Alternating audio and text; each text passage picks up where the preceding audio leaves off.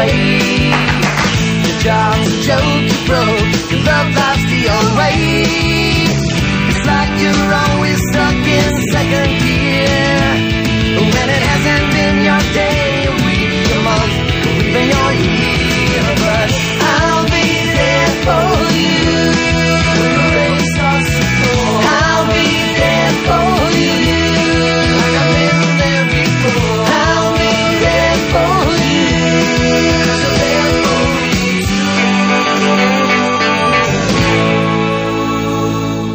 too. It was the greatest movie I've ever seen. Mega robots fighting for humanity against aliens and hot chicks? What could be better? Yeah, I see your point. But where's the deeper meaning behind it? I mean, yeah, it was sad when Jumbotron got decapitated, but... Hey! Spoiler alert. Andy, you've seen the movie at least 5 times. But Fido hasn't.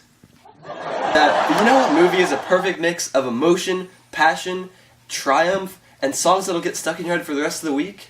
Vince, no. I thought you were through this obsessive phase.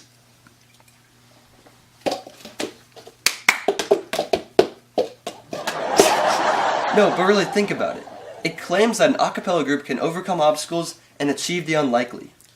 That Chloe girl did have nodes. Exactly. The Barton Bellas are a perfect example. Or should I say, pitch perfect example. Of the universal fact that true grit and practice beat talent when it's poisoned with arrogance. You're poisoned with arrogance. And you're terrible at comebacks.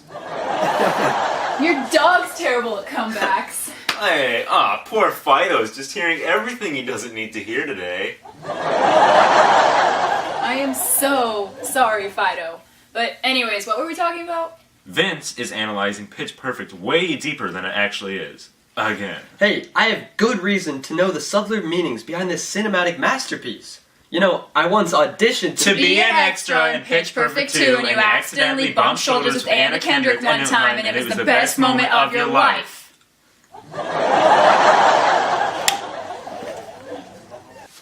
You know, as a great man once said, a considerable element of the unpredictable must be invariably taken into account when one is evaluating the phenomena upon which compels the conclusion of exhibiting an understanding or ignorance toward one of the greatest works in the a cappella comedy movie genre.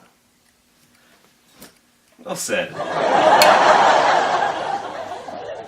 Orwell must be turning over in his grave right now. But the craziest thing happened to me today. So I'm walking into Meijer like I do every time I go grocery shopping, right? And I walk up to the sample dude because, you know, free food. Free food! Oh, hello, miss. Would you like to try our granola? Every day, every way, every time. Mountain granola gives you the fuel to be awesome. Abso-flippin'-lutely. Bless you, granola gods. Say, you look really familiar.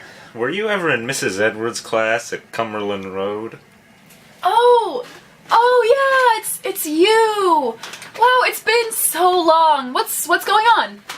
Well, I'm handing out yogurt for minimum wage and dealing with crying kids begging their caretakers for more candy. Just last week, a small child threw a stuffed horse and it landed in the yogurt and splashed everywhere, and it only made him cry more. Oh, well, you know, a horse isn't a very stable animal.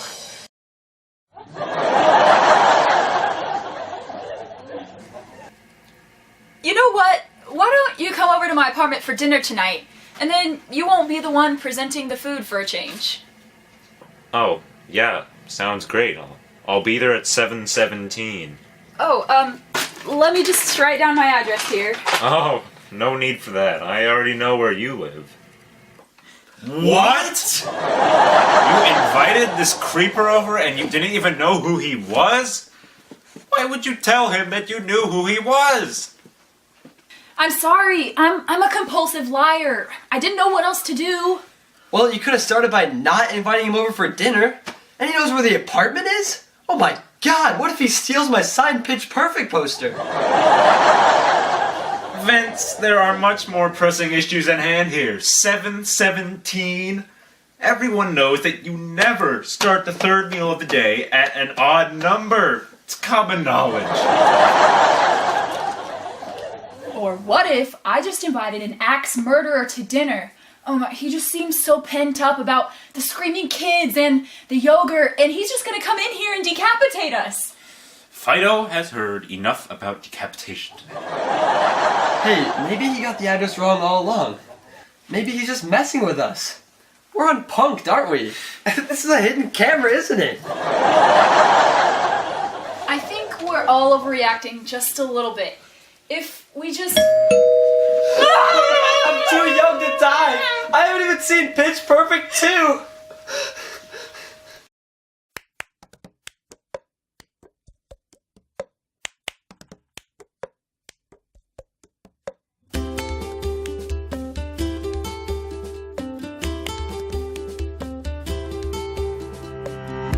The contrast in personas of the characters, specifically between character Andy and sample dude Andy, which creates dramatic irony because we as viewers know that Andy Shingle plays both character Andy and sample dude Andy, but in the sitcom, character Andy, scared of sample dude Andy, truly shows that each character takes on his or her own entity, which makes them have a good, strong personality that could be likable or disagreeable.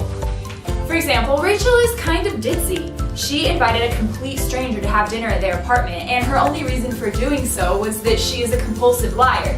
Vince is passionate in whatever he says, whether it's talking about Pitch Perfect or trying to convince himself and the other two that they're actually unpunked. We're unpunked, aren't we? This is a hidden camera, isn't it?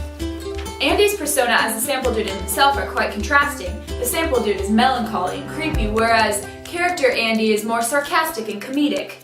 Each person is addressing the other character as their audience.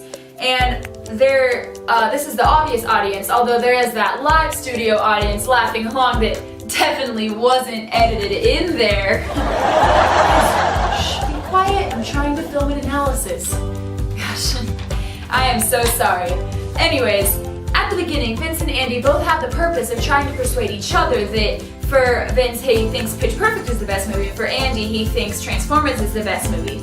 But later, after they hear Rachel's story about what happened at the supermarket, their purpose is now changed into trying to reassure themselves and others that they're not actually going to get beheaded. He's just gonna come in here and decapitate us! Through the rhetorical triangle, each character is established as an individual. This is important in any sitcom, this one included, other famous sitcoms, really any TV show or movie you're going to see, because it makes the characters more relatable, likable, and overall helps the sitcom or TV show or movie that you're watching generally just be better. Think about it. How many of these characters are meaningful to you? The use of the three appeals creates a more effective argument for each character.